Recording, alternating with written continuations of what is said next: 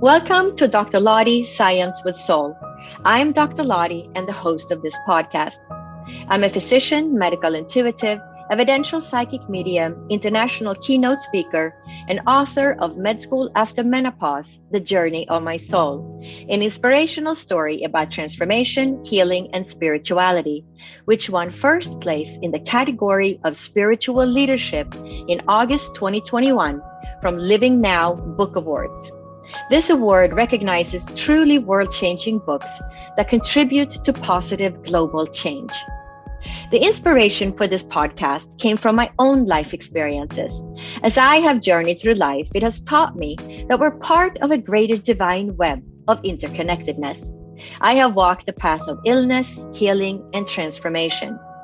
After 2 near-death experiences, I became clairvoyant, clairaudient, and clairsentient, and was guided to attend medical school at the age of 54.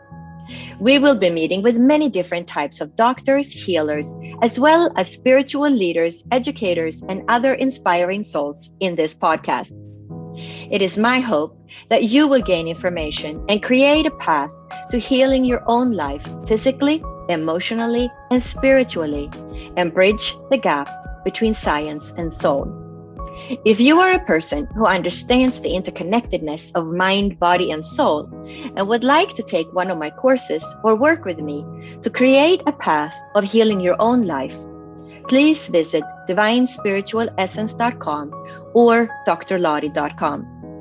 To stay up to date on future episodes and to help us reach a larger audience, remember to subscribe, review, and share this podcast, as well as subscribing to my newsletter at divinespiritualessence.com. Welcome to Dr. Lottie Science with Soul. I am Dr. Lottie, and today I am really excited to introduce Ritu LeBouef. Ritu LeBouef is a native of India. She was born and raised in a Hindu family. She's had a lifetime of spiritually transformative experiences, or STEs. And while under the direct discipleship of her guru, Swami Mohan Maharaj, she had a life-changing spiritually transformative experience, awakening her to deep spiritual principles. I am that, and that existence is love. Her experience led her to understand the essence of Sanatana Dharma, popularly known as Hinduism. After her profound experience, Ritu decided to leave her successful IT career to share her inspirational messages of divine love and eternal truth to help others heal holistically. Ritu is an accomplished Reiki master, licensed massage therapist, certified life coach, journalist, and a former interactive radio show host. Through her writings, blogs, and YouTube channel, Ritu has offered her compassionate support to others, and she conducts international support circles, spiritual seminars, and workshops. She's a contributing author to the book We Touched Heaven by Claudia Watts Edge, and she is currently writing her own book, Self-Love, Discover Your Eternal Truth and Heal Holistically. So welcome, Ritu. I'm really excited to have you as a guest today. I am so delighted to be with you on this show, Doctor, and delighted to be talking about a topic that is very close to my heart. So if I get very excited in the middle, let me know if my voice is boomeranging. We had a microphone check right before we started, and Ritu got so excited that the microphone was almost vibrating. So I told her to keep it cool during the interview. So let's go into my first question. And what is the meaning of Sanatana Dharma? Okay, yes. So Sanatana Dharma are 2 words. They're Sanskrit words. Sanatan in Sanskrit means eternal, never ending. We all understand that. Dharma there is no immediately equivalent word in another language. So let me try to describe it. Dharma is popularly known as or translated as religion. It's not religion. It's also called as laws. It's not exactly laws either, like spiritual laws. It's not like that. So dharma in Sanskrit, it is derived from the word dhri. Dhri means that something that sustains, something that's integral to the nature of something. For example, if I say sugar, you will immediately know that the integral nature of sugar is sweetness.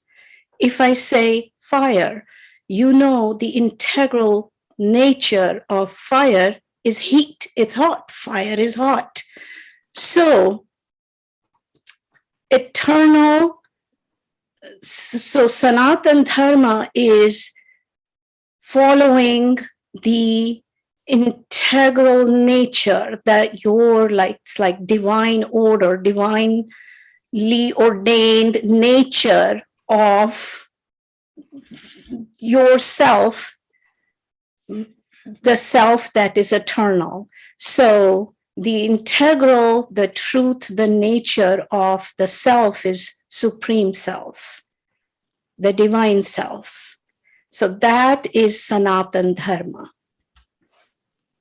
Wow, I love that explanation. That's just beautiful. Very difficult to put words to it. It just feels like the English language doesn't have a good description of what the true essence is of the meaning of that word.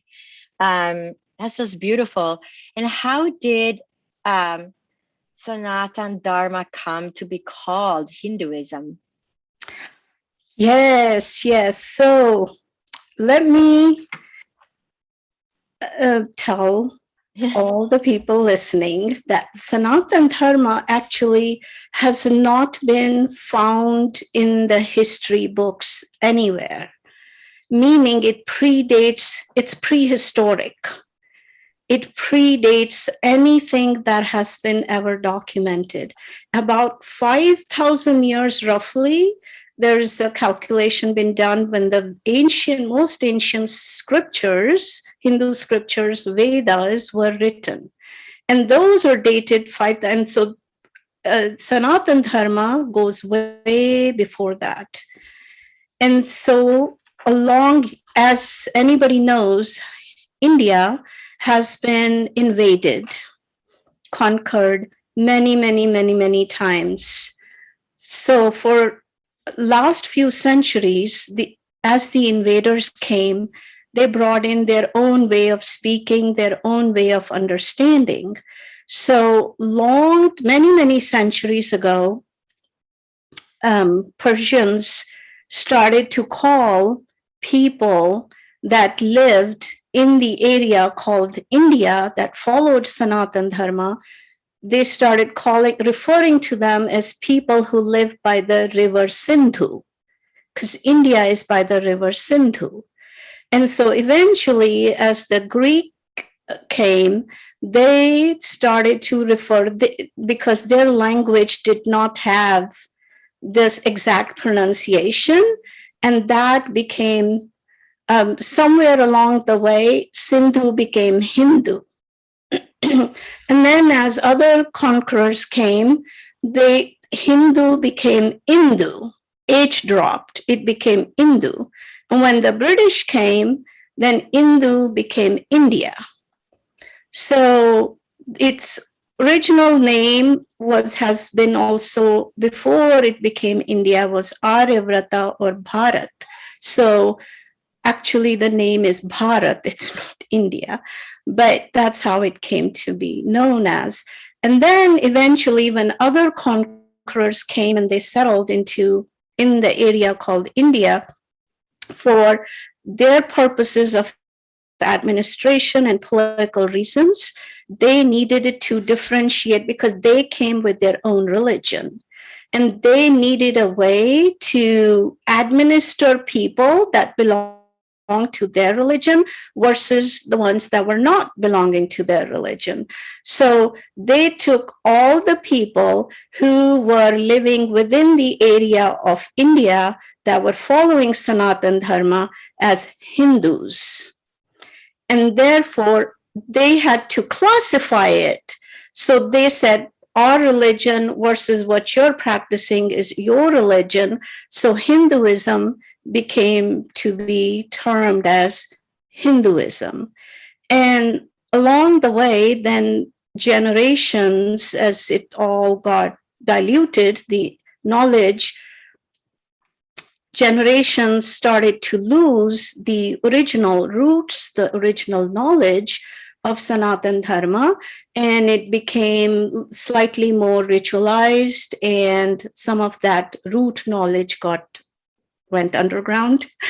And so many of the people of the world is just referred to as a religion, Hinduism, and Sanatana Dharma is not a religion, it's a way of life. So there. Wow, that's such a beautiful story. Just fascinating how it all came about. How did you learn about it? From your teacher, your guru? So how I learned about it is through, I've had lifetimes of spiritual transformative experiences. I've had spiritual experiences, OBEs, and then I have my own guru who is a perfect yogi, an enlightened master. So through him, through my own experiences that illuminated this knowledge to me, and listening to other masters and sages. So throughout my life, I've had a blessed opportunity to be in the company of many, many saints and many enlightened masters. And so listening to them, and they all refer to the same thing. So that is how I learned it. Wow. And what is the science behind Sanatana Dharma? Yes, very important knowledge for everybody to know, because this is a way of life that applies to everyone. So we're going prehistoric. The sages, when they were exploring the meaning of life, the meaning of the purpose of the humans being on earth, they noticed that everybody was seeking eternity.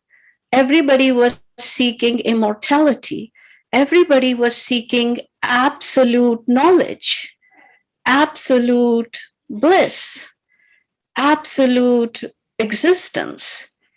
And there is no such thing as satisfaction that way, right? We can agree even in today's days, it's like more, we're always wanting to expand, more knowledge, more information, more happiness, that elusive pursuit of happiness.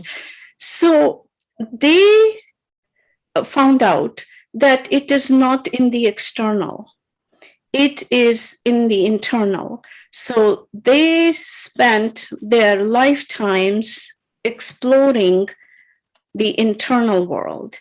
And that's where they all concluded that it is all about liberation, that our nature is about freedom. We are forever seeking freedom.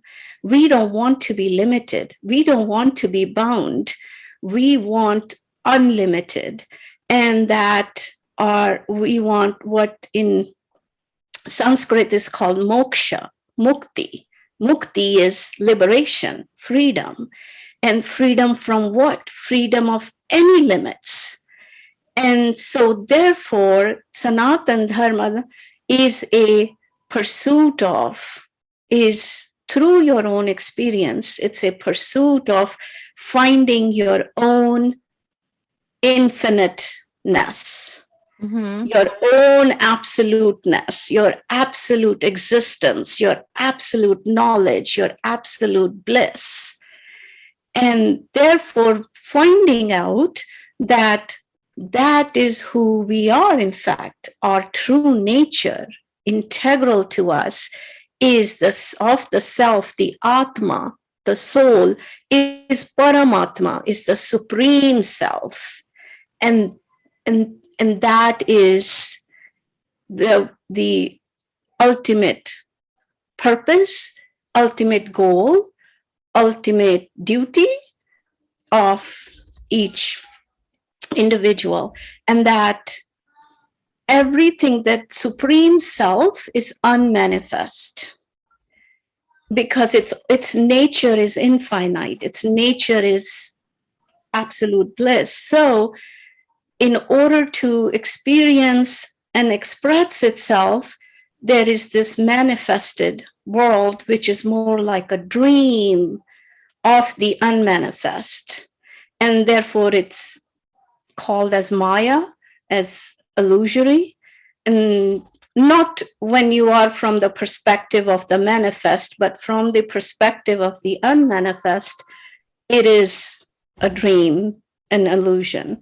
So they came up with ways, some ways that apply to each person equally. Just like if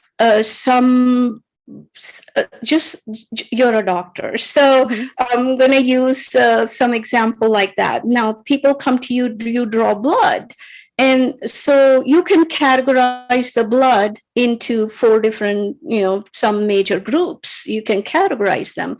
So you belong to O group, AB group, so some instructions for O group, do this, AB group, do this. But then within that, each person's DNA is totally unique. And so what would be applicable to that sample of DNA would be something completely personal, customized to that person belonging to that sample. So the same way that each one is a unique expression of that divinity. And therefore, it is a unique path to finding that one source out of which the whole manifest has come. That is a unique path. So it depends on you where you find your affinity. It's called, so you have the freedom to find your own God, make up your own God, whatever you find affinity with, whatever you connect with. If you want to take a piece of stone and find God, and we're not seeking God. We are seeking our own true self. That's Sanatana Dharma. It is not looking up and there is something outside of me. It is me. And it's inside of me, and everything is me. It's all inclusive. Nothing is excluded out of it. And so what is within me and is me is my own unique way of searching that.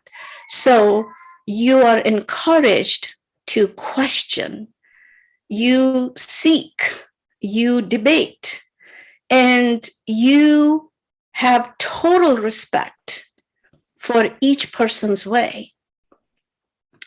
And it can never be that your way would 100% fit in with my way, because we are unique. Some things will be same, but eventually it is each person's own experience, and each person's experience will be different. And I would say, like, even if we say, like, if I asked a class of students to write a love poem, and if there were 1,000 students there'll be some difference.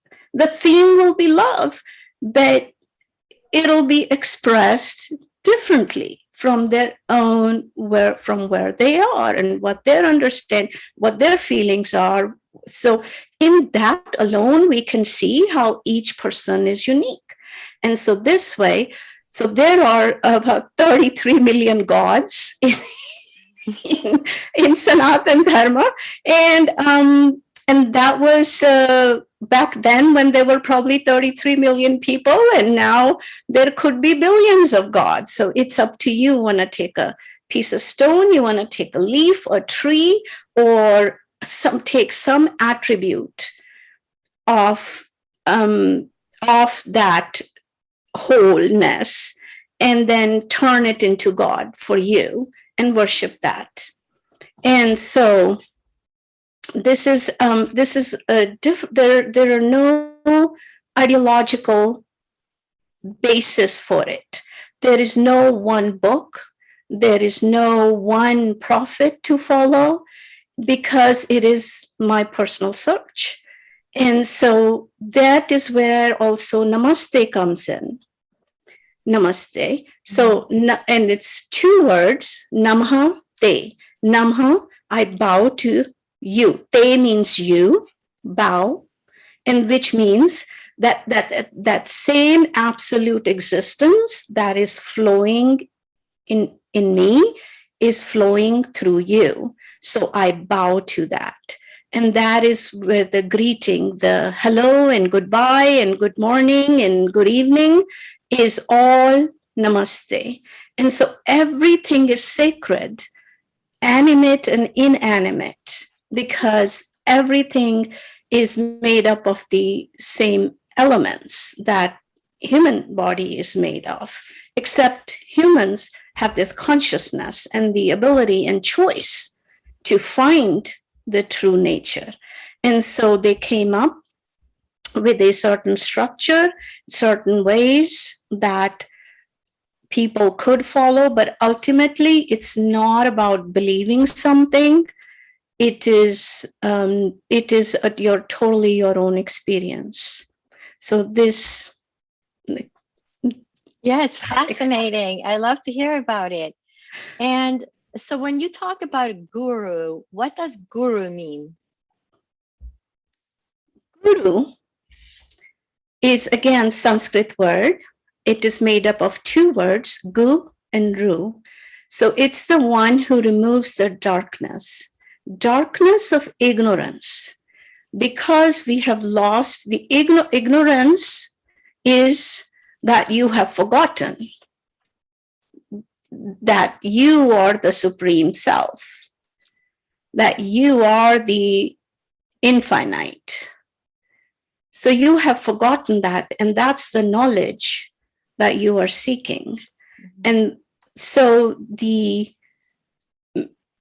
search is not for who is God, but who am I?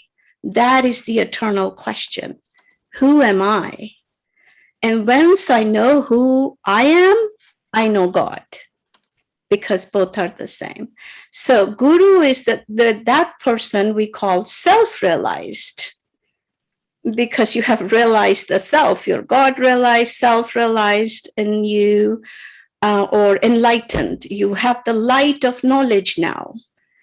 And there's a difference between having the theoretical knowledge, having the experience, and then being in that state completely where your human eye, the limited eye, is completely dissolved into the cosmic eye, the infinite eye.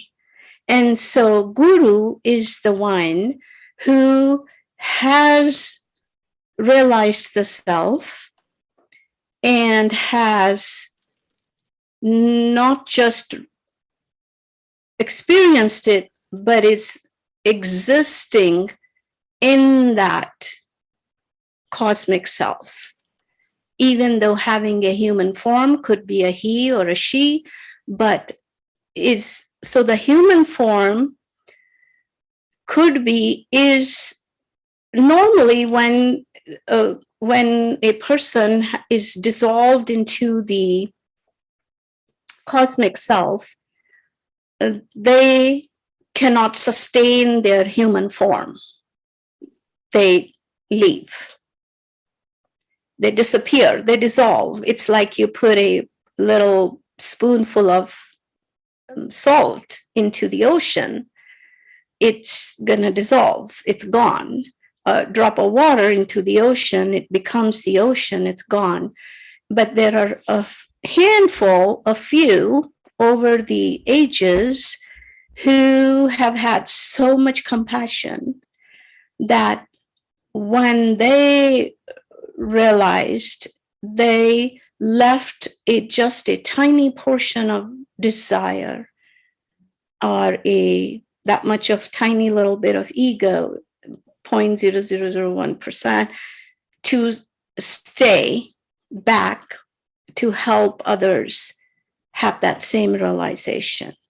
So Guru is the one, a true enlightened master so the one who has completely dissolved his ego, the false identity, the human mind body identity into the true identity of the cosmic self, can choose to take another birth or can choose to stay back to bring other people to that self-realization. And then each person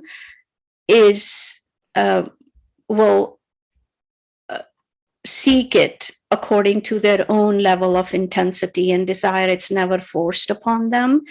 So that's my guru, Swami Mohan Ji Maharaj. I have YouTube videos, a lot about him.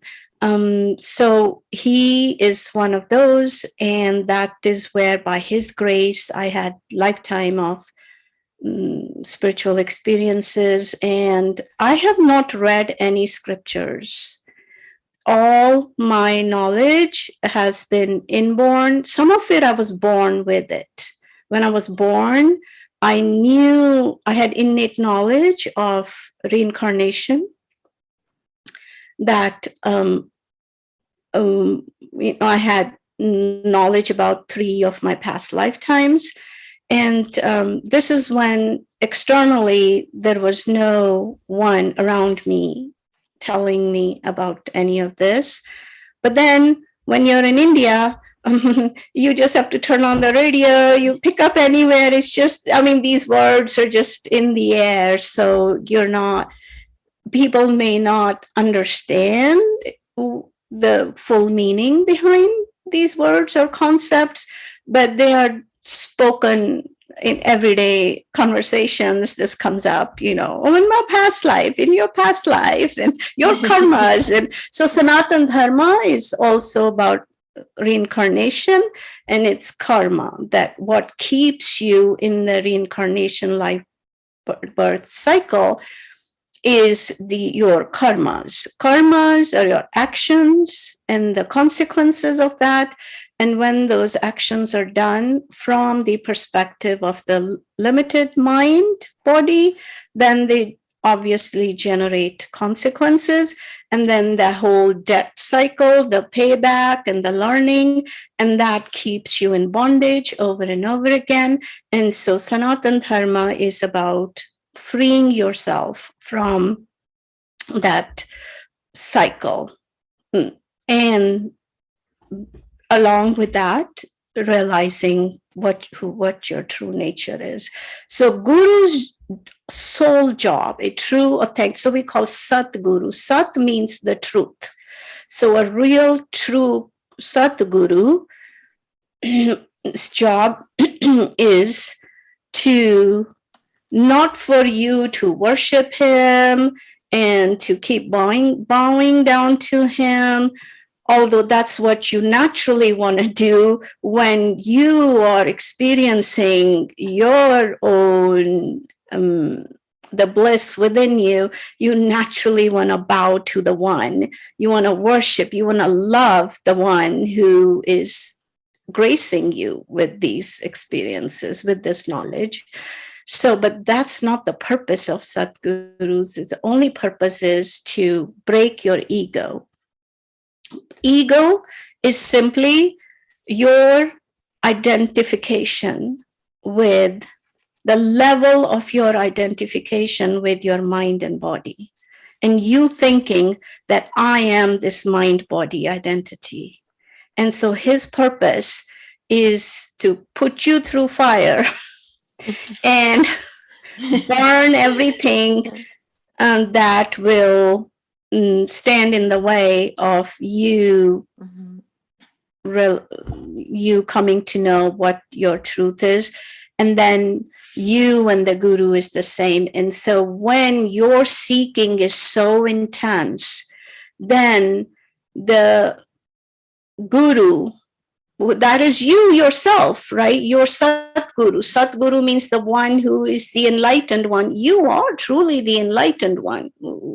We are, because that is my truth. That is your truth. That's everybody's truth.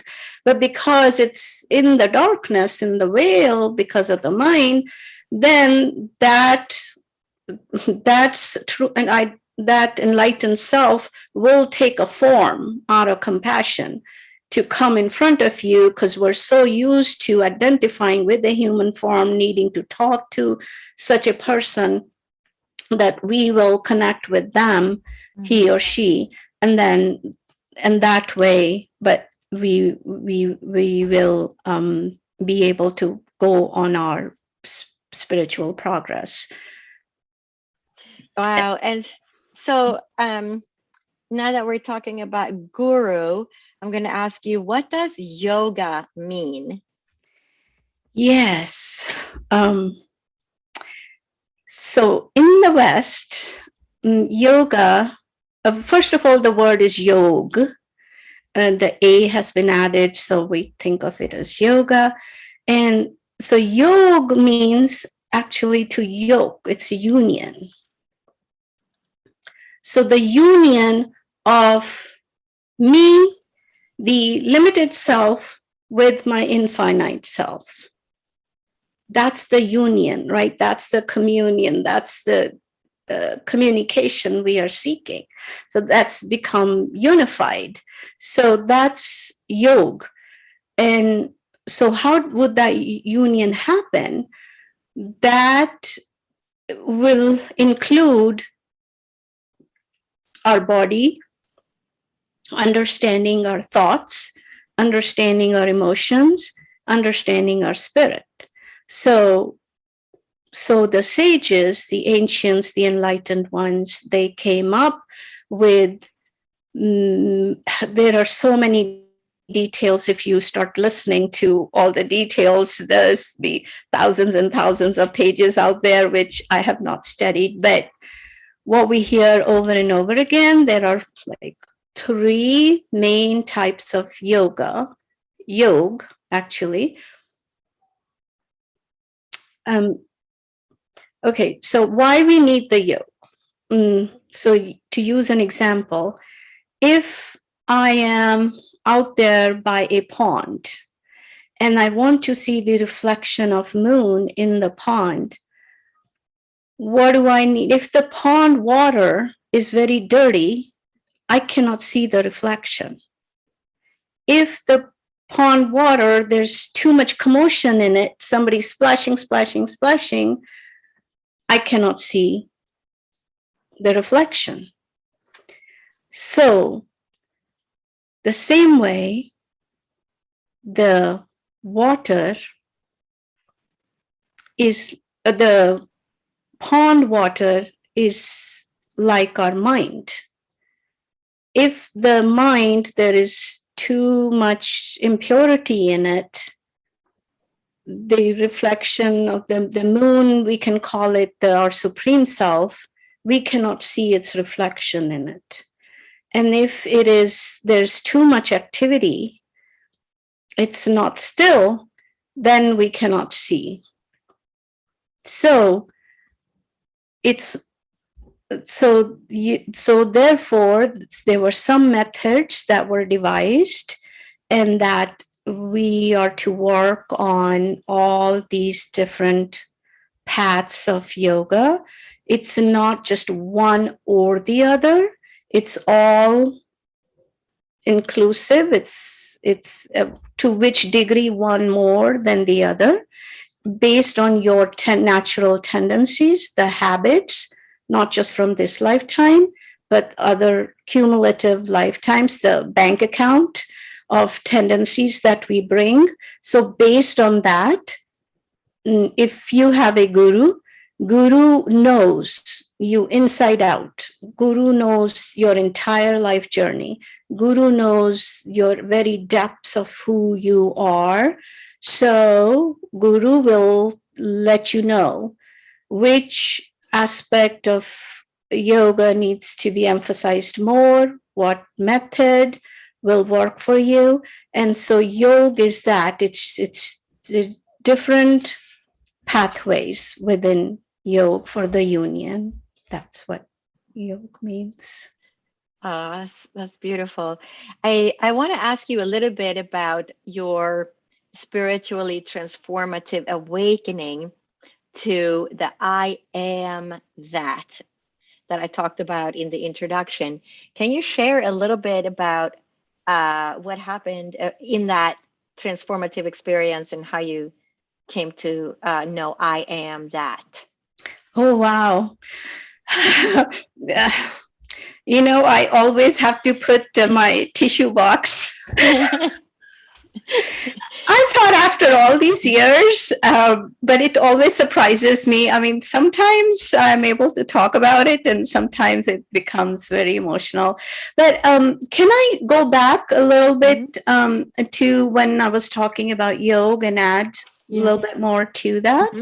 The three main paths of yoga can be roughly called Karam yoga, Gyan yoga, and Bhakti yoga. So Karam yoga, Gyan yoga, Bhakti yoga. So when I refer to the impurities within our mind, which we all know, we've listened to them in 10 Commandments. I mean, every religion has talked about those, right? Being honest and like how to conduct the ethics of life and how to be of service, not be selfish, all those things, the greed and pride and all those things. So Karam yoga, Karam means action. So it was devised or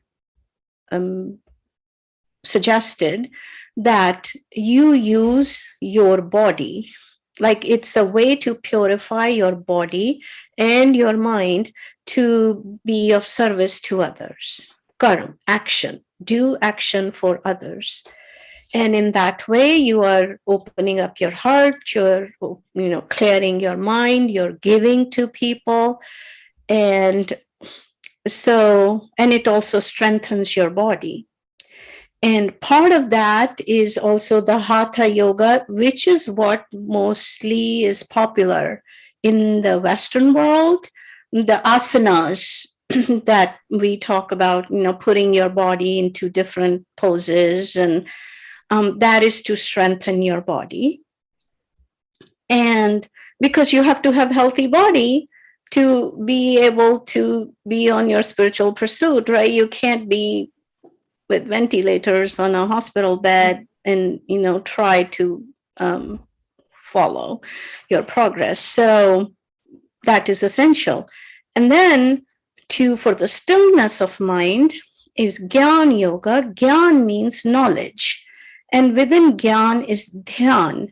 Dhyan is, we call it meditation, but again, there is no exact translation for it. It just means where you are focusing on and reflecting on what I've done, what I've not done, what I'm aware of, what I'm noticing, my thoughts, where they're going, how to not let them be so scattered, how to, to concentrate, how to bring my attention, and what is it that's distracting me, and what is it in my five senses that I am taking in indiscriminately, so bring in that discrimination of what I'm ingesting from the external world and what is already there. What are my natural tendencies that are standing in my way? And so all of that self-reflection is Gyan, Dhyan, Yoga. And then ultimately, all of that leads to, no matter where you start, it leads to Bhakti Yoga, because it's matter of heart, right? God is love. And so, and it's the self-realization is ultimately all about the heart. And so Bhakti is the path of devotion. So if your natural tendency is more towards, you already have an open heart and you have that compassion and overflowing love, then your natural tendency will be to follow the path of devotion. And so many people might be familiar with Lord Krishna, Hare Rama, Hare Krishna chantings. So, and the story of Saint Meera. So Meera's is like a classical historical example of the path of devotion, Bhakti Yoga. So she didn't necessarily do Karam Yoga so much. She didn't necessarily do the Dhyan Yoga so much. She was completely into Bhakti Yoga. So she was 24/7 just crazy in love, devoted to her personal God, Krishna. And that led her to her liberation. So it can be that way. Now, if you're somewhere in the middle, little of this, little of this, little of that, so then you will be following all three. And then or you could be more of a intellectual types and not so much of the heart, so you can start off more that way.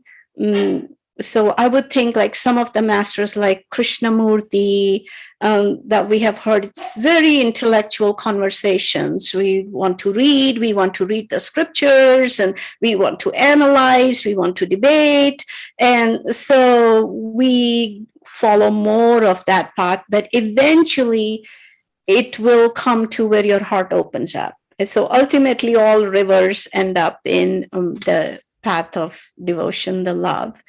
And then Karam Yoga, where there could be some people who are just not very intellectual and who are just not that open of heart initially, but they are very physical.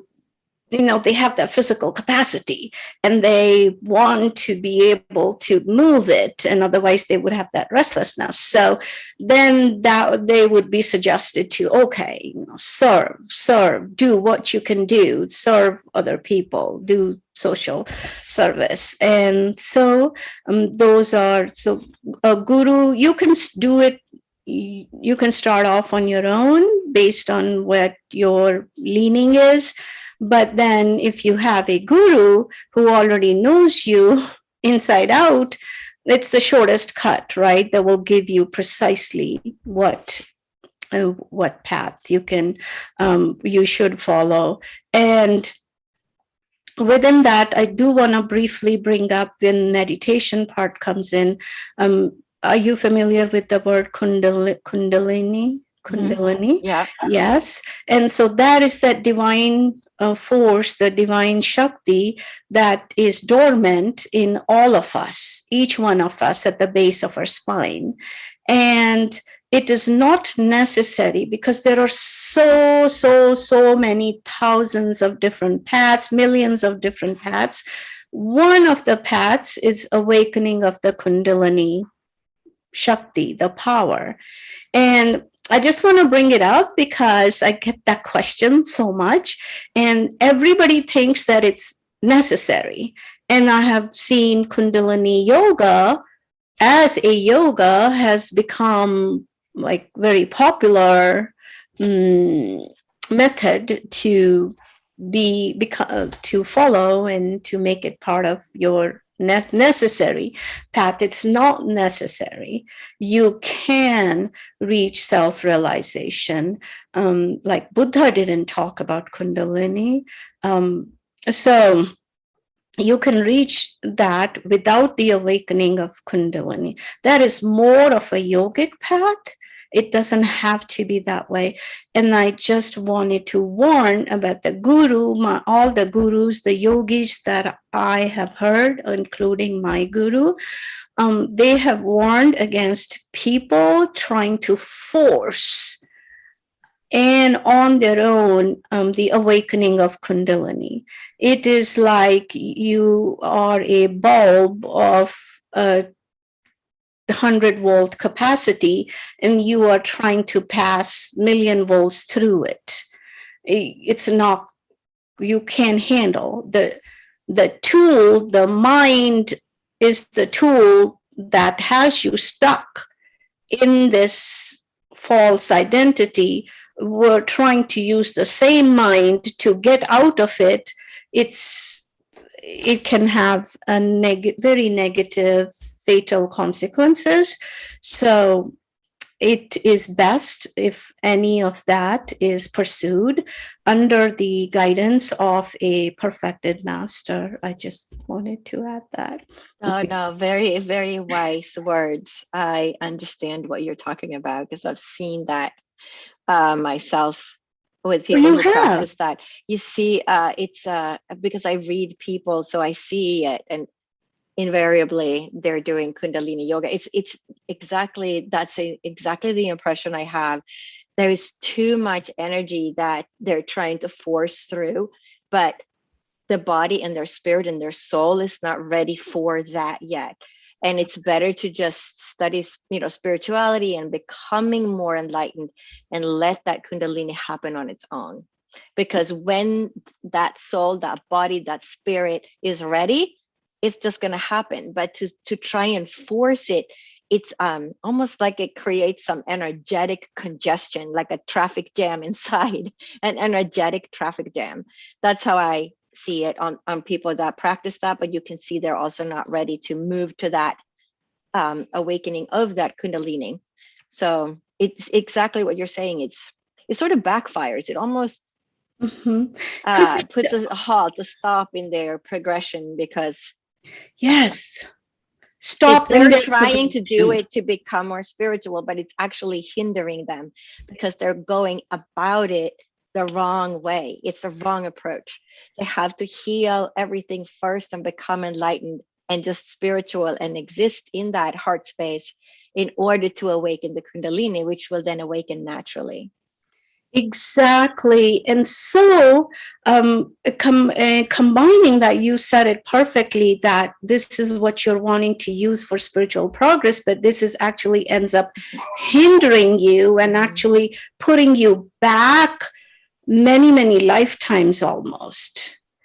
And and there are instantaneous combustions also with it, because our whole energy system, the Ida, Pingala, Sushumna, nadis, the energy centers, they can get severely imbalanced, and it's almost like taking those psychedelic drugs. It's like that. It becomes more artificial for your system, because, like you said, it did not happen organically, where everything, your body, mind, nervous system was in balance. Now, I want to say that sometimes, based on your own past life sadhana, past life practices, it can happen spontaneously when you're not even trying to do anything. You could just be simply meditating, doing the Gyan yoga, and it will happen spontaneously. Then it's okay. If it happens spontaneously, then you can seek guru or find information, but not forcing it. But to bring back guru in it, that a guru knows when you are ready. And guru, even though you may not be, you as a disciple, you as a seeker, may or may not be seeking it or know anything about it. But when the guru knows that you are ready, and Satguru, the difference between an ordinary teacher and a Satguru is that Satguru, when he is truly enlightened, that he has the capacity to manage you. It's like remote control, to manage your consciousness. And because you have that you have that relationship, you have placed your trust, your surrender into that enlightened master, he is managing you. It's like when we're doing the Zoom recording, you asked me, can we record this? I'm giving that permission. So I'm giving that permission to my guru that you manage. And so I know no harm will ever come to me, that no matter if he or she is in body or out of body, is physically on the planet or not on the planet, he or she is completely in charge, and no harm will come to me because of the Kundalini awakening. And so so I went through, my Kundalini was awakened. So lots and lots of my experiences are during those meditation sessions with Kundalini. So I have firsthand experience and knowledge about what Kundalini can do. And yes, and if I did not have absolute trust and absolute surrender, it can be very scary at times, depending on each person has different experience. So that so when somebody goes through and has a Kundalini awakening, do they have any particular physical feelings in their body, or is it, what happens? How do they know that they're going through a Kundalini awakening? So each person, like we said, Sanatana Dharma, each person is unique, and each person will experience it differently depending on the level of purity, level of stillness that is needed, and the amount of, we call it sanskars, which are our past tendencies that we bring in. We have layers and layers and layers of those. So based on the sum total of all of that, Kundalini is the divine power and its supreme intelligence. So it knows where to go, which energy blockage you have, what needs to be fixed. It's like that intelligence. Mm-hmm. So therefore, each person will experience it uniquely. But how you do know is it literally feels like when the energy rises from the back of the base of the spine, it can just, you feel it like a gush, like, force just rising. And for me, it's always spiral like this. And it always, how medical symbol is, yes, that's actually, okay. And so that is actually the center, is the Sushumna. That is the main energy center. And then the yin and yang, the Ida and Pingala, the solar principle, the lunar principle, those energies go like this, like serpent, and they at the base, crown chakra. So, so for me, I feel it like the serpentine force, and sometimes it's forceful, and sometimes it is slow, sometimes it's partial, sometimes it goes all the way to the crown. So it's different for each person.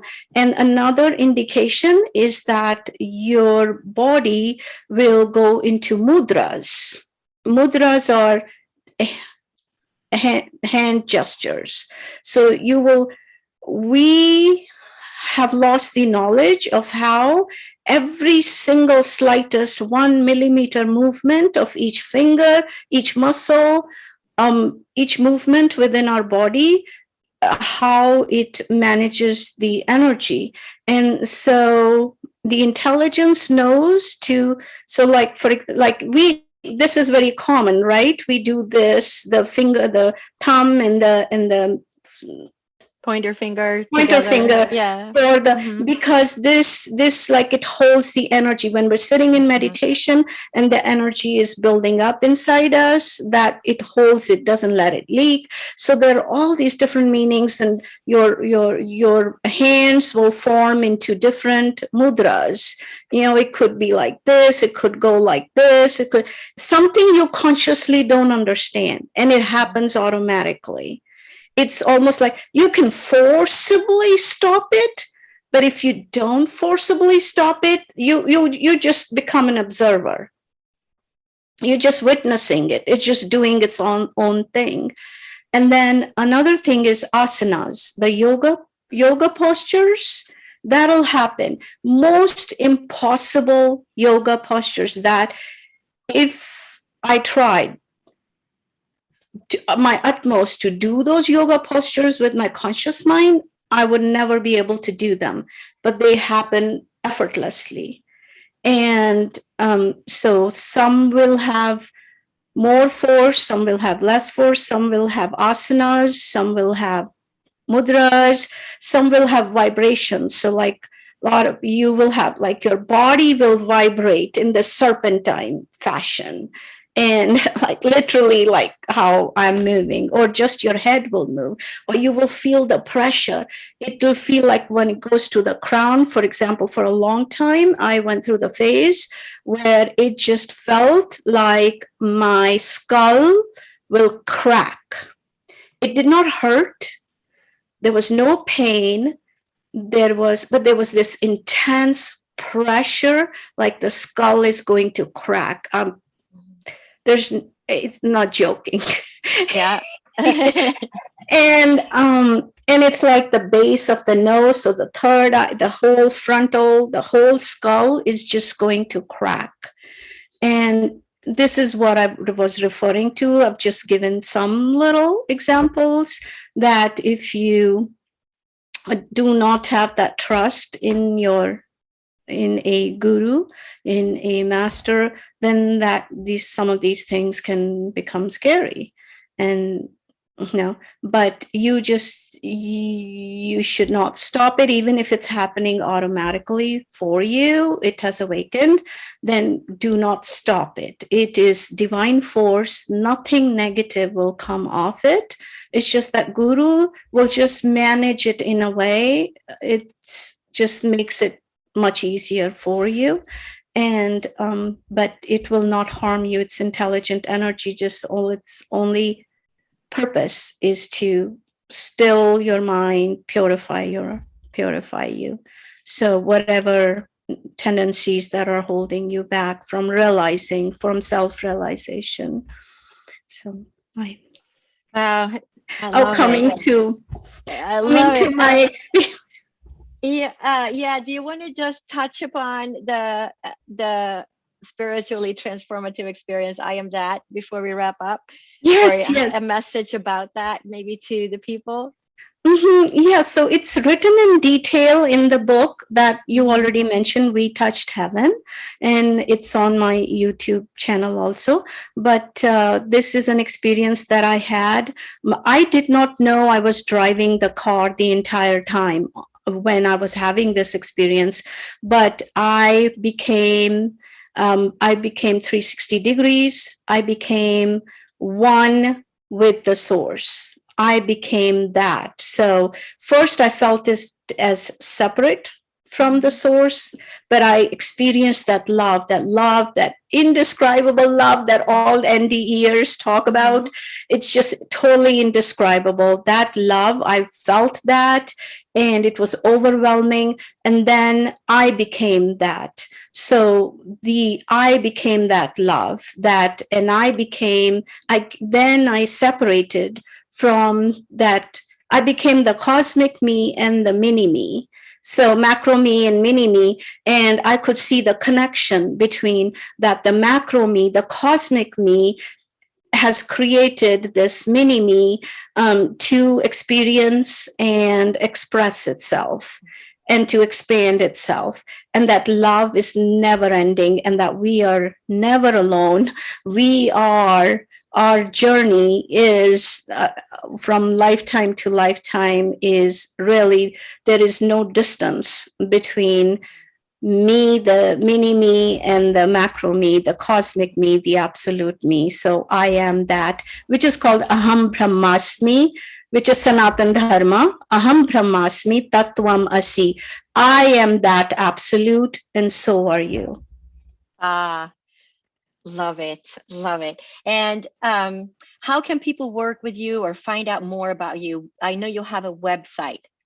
How do we find your website? So my website is very easy name. It's one word, Spiritual Route. So spiritual, ROUTE, it's all one word. And my YouTube channel is it's spiritualroute.com. And YouTube channel is also youtube.com/spiritual route, and Facebook page also. So I am adding more and more material to it. So feel free to reach out to me through my website contact page. And I'm working on writing my book also, so I'm taking time out for that. But I am just wanting to talk to as many people as I can. So anybody wants me to speak on some related topic or this topic, I would very much appreciate and welcome that. It's been a pleasure to have you as a guest today. And I will put her website in the podcast notes as well. So you can just go and click on that. It's spiritualroute.com. And also you can find her on YouTube and learn more about all her lessons on her YouTube channel, which is the same name, Spiritual Route. So again, thank you, Ritu, for being a guest today. It's been an honor. My honor. Namaste. Namaste.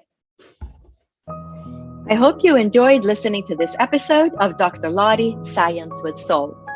To stay up to date on future episodes and to help us reach a larger audience, remember to subscribe, review, and share this podcast, as well as subscribing to my newsletter at divinespiritualessence.com. If you are a person who understands the interconnectedness of mind, body, and soul, and would like to take one of my courses or work with me to create a path of healing your own life, please visit divinespiritualessence.com or drlottie.com. My book, Med School After Menopause, The Journey of My Soul, an inspirational story about transformation, healing, and spirituality, which won first place in the category of spiritual leadership in August 2021 from Living Now Book Awards, is available online at Amazon as well as other online platforms worldwide. If you are a person who understands the interconnectedness of mind, body, and soul, and would like to take one of my courses or work with me to create a path of healing your own life, please visit divinespiritualessence.com or drlottie.com.